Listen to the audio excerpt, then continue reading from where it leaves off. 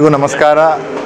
ಇಂದು ನಾಗರ ಅಮಾವಾಸ್ಯೆಯ ಸಮಸ್ತಿನ ನಾಡಿನ ಜನತೆಗೆ ಹಾಗೂ ವಿಶೇಷವಾಗಿ ಹುಮ್ನಾಬಾದ್ ಮತಕ್ಷೇತ್ರದ ಮಹಾಜನತೆಗೆ ನಾಗರ ಅಮಾವಾಸ್ಯೆಯ ಹಾರ್ದಿಕ ಶುಭಾಶಯ ಹೇಳುತ್ತಾ, ಅದಂತೆ ಈ ಒಂದು ಅಮಾವಾಸ್ಯೆಯಿಂದ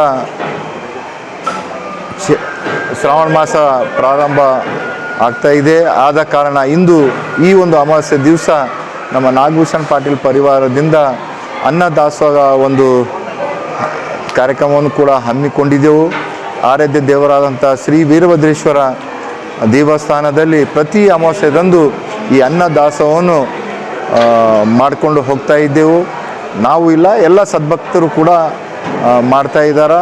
ಅದರಂತೆ ಆರಾಧ್ಯ ದೇವರಾದಂಥ ಶ್ರೀ ದೇವರ ಒಂದು ಸಾನ್ನಿಧ್ಯದಲ್ಲಿ ಮತ್ತು ನಮ್ಮ ಪರಮ ಪೂಜ್ಯ ಆದಂಥ ವೀರಗಂಗಾಧರ ಶಿವಾಚಾರ್ಯ ಒಂದು ಸಾನ್ನಿಧ್ಯದಲ್ಲಿ ಈ ಅನ್ನದಾಸೋಹವನ್ನು ಮತ್ತು ಎಲ್ಲ ಬಂದಂಥ ಎಲ್ಲ ಭಕ್ತರಿಗೆ ಅನ್ನದಾಸೋಹ ಮತ್ತು ಆಶೀರ್ವಾದವನ್ನು ಪಡ್ಕೊಂಥ ಸೌಭಾಗ್ಯ ಇದೆ. ಅದರಂತೆ ಯಾರು ಇವತ್ತು ಆ ವೀರಭದ್ರನನ್ನು ಪೂಜಿಸ್ತಾರ, ಆ ವೀರಭದ್ರ ಎಂದೂ ಕೂಡ ಕೈ ಬಿಡಲ್ಲ. ಅದರಂತೆ ಇವತ್ತು ನಾವೆಲ್ಲರೂ ಕೂಡ ಬೆಳಿಬೇಕಂತಂದ್ರೆ ಆ ಶ್ರೀ ವೀರಭದ್ರೇಶ್ವರ ಒಂದು ಆಶೀರ್ವಾದ, ವೀರಗಂಗಾಧರ ರೇವಣಕಾಚಾರ್ಯ ಒಂದು ಆಶೀರ್ವಾದ ಭಾಳ ಪ್ರಾಮುಖ್ಯವಿದೆ. ಅದರಂತೆ ಈಗಾಗಲೇ ತಾವು ನೋಡ್ಬೋದು, ಭಾಳ ಹಳೆಯಾದಂಥ ನಮ್ಮ ವೀರಭದ್ರೇಶ್ವರ ದೇವಸ್ಥಾನ ಇದೆ. ಇದರ ಜೀರ್ಣೋದ್ಧಾರ ಆಗಬೇಕಂತ ಈಗಾಗಲೇ ಸರ್ಕಾರ ವತಿಯಿಂದ ಸುಮಾರು 6-6.5 ಕೋಟಿ ರೂಪಾಯಿಯಿಂದ ಟೆಂಡರು ಕೂಡ ಆಗಿದೆ. ಕೆಲವೇ ದಿನಗಳಲ್ಲಿ ಎಲ್ಲ ಬಂದಂಥ ಸಕಲ ಭಕ್ತಾದಿಗಳಿಗೆ ಅನುಕೂಲಕ್ಕಾಗಿ ಕಟ್ಟಡ ಇರ್ಬೋದು, ನೀರಿನ ಇರ್ಬೋದು ಮತ್ತು ಶೌಚಾಲಯದ ಸೌಲಭ್ಯಗಳನ್ನು ಕೂಡ ಎಲ್ಲನೂ ಕೂಡ ಭಾಳ ಒಳ್ಳೆಯ ರೀತಿಯಿಂದ ಮಾಡಬೇಕಂತ ಈಗಾಗಲೇ ಇಲ್ಲಿಂದ ಆಡಳಿತ ಮಂಡಳಿ ಮತ್ತು ಸಕಲ ವೀರಭದ್ರೇಶ್ವರ ಭಕ್ತರು ಈ ಒಂದು ದೇಣಿಗೆಯಾಗಿ ಕೊಟ್ಟಂಥ ಇದರಲ್ಲಿ ಇವತ್ತು ನಾವು ಆ ಕೆಲಸಗಳನ್ನು ಕೂಡ ಮಾಡ್ಕೊಂಡು ಹೋಗ್ತಾ ಇದ್ದೆವು.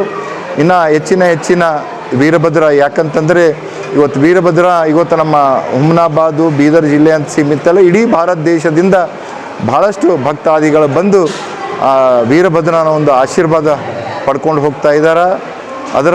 ಅದಕ್ಕಾಗಿ ಬಂದಂಥ ಭಕ್ತಾದಿಗಳಿಗೆ ಎಲ್ಲ ಸೌಲಭ್ಯಗಳನ್ನು ಒದಗಿಸ್ಕೊಡ್ಬೇಕಂತ ನಾವು ಈಗಾಗಲೇ ವೀರಭದ್ರ ಒಂದು ಜೀರ್ಣೋದ್ಧಾರ ಮಾಡಬೇಕಂತ ಸುಮಾರು 6.5 ಕೋಟಿ ರೂಪಾಯಿದಲ್ಲಿ ಟೆಂಡರು ಕೂಡ ಆಗಿದೆ. ಕೆಲವೇ ದಿನಗಳಲ್ಲಿ ಆ ಕೆಲಸಗಳನ್ನು ಕೂಡ ಪ್ರಾರಂಭ ಮಾಡ್ತೀವಿ. ಸಮಸ್ತ ಎಲ್ಲ ಸದ್ಭಕ್ತರಿಗೂ ನಾಗರ ಅಮಾವಾಸ್ಯೆಯ ಆರ್ಥಿಕ ಶುಭಾಶಯಗಳು.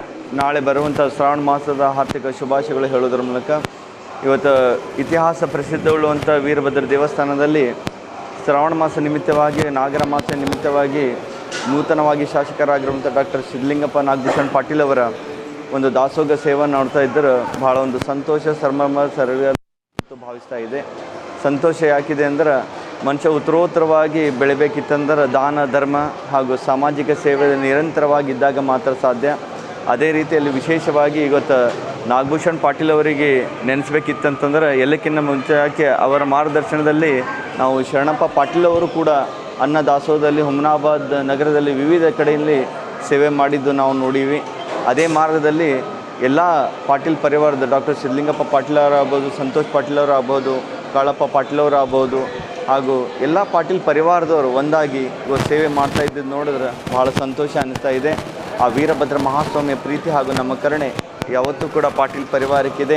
ಇದೇ ರೀತಿಯಾಗಿ ಉತ್ತರೋತ್ತರವಾಗಿ ಕೆಲಸ ಮಾಡೋದ್ರ ಮೂಲಕ ಧಾರ್ಮಿಕ ಸೇವೆಯಲ್ಲಿ ನಿರಂತರವಾಗಿ ಸೇವೆ ಶ್ರದ್ಧೆಯಿಂದ ಮಾಡಿದಾಗ ಮಾತ್ರ ಯಶಸ್ಸು ತಮ್ಮದಾಗುತ್ತೆ ಎಂಬ ಮಾತನ್ನು ಹೇಳಿ ಮಗದೊಮ್ಮೆ ಸಮಸ್ತ ಎಲ್ಲ ನಾಡಿನ ಜನತೆಗೂ ಹಾಗೂ ಹುಮ್ನಾಬಾದ್ ಸದ್ಭಕ್ತರಿಗೂ ನಾಗರ ಪಂಚಮಿಯ ಆರ್ಥಿಕ ಶುಭಾಶಯಗಳು ಹೇಳೋದ್ರ ಮೂಲಕ ನಮ್ಮ ಮಾತಿಗೆ ವಿರಾಮ ಕೊಡ್ತೀವಿ. ಶಿವಮೊಗ್ಗ.